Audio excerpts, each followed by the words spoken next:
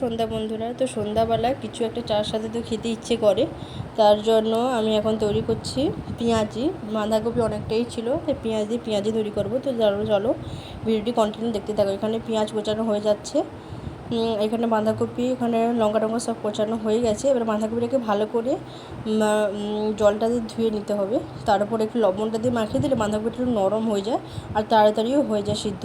তো চলো এবার নুনটা দিয়ে ভালো করে মাখিয়ে নিই। তো ভিডিওটি তোমরা কন্টিনিউ দেখতে থাকো। তো দেখো বাঁধাকপিটা এখন জল ঝরানো হয়ে গেছে লবণ দিয়ে। তারপরে পেঁয়াজ লঙ্কা একে একে যত উপকরণ লাগে সব উপকরণ দিয়ে দেব।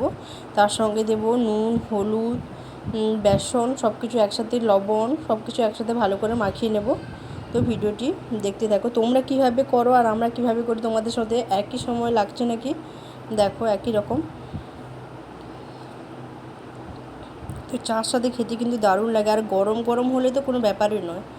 তো এখন বেসনটা ঢেলে নিচ্ছে পরিমাণ মতো। তোমাদের পরিমাণ মতো তোমরা যতটা খাবে ততটা নেবে, আমাদের পরিমাণ মতো নিয়ে এখন ভালো করে মাখিয়ে নেব।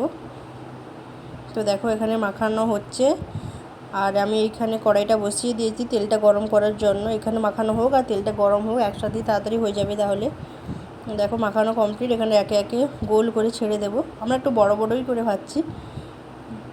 তো দেখো এখানে ভাজা হচ্ছে, একদিকে তুলে রাখছি। তো এখানে ভাজা হচ্ছে আর এদিকে তুলে রাখছি, এদিকে খাওয়াও শেষ। তোমরা দেখো কতগুলো তুলেছি আর এখন মোটে 4টা পড়ে আছে, মানে রান্না হচ্ছে আর খাচ্ছি। তো টাটা বন্ধুরা, তাহলে প্লিজ সাবস্ক্রাইব করে পাশে দেবে। টাটা বন্ধুরা।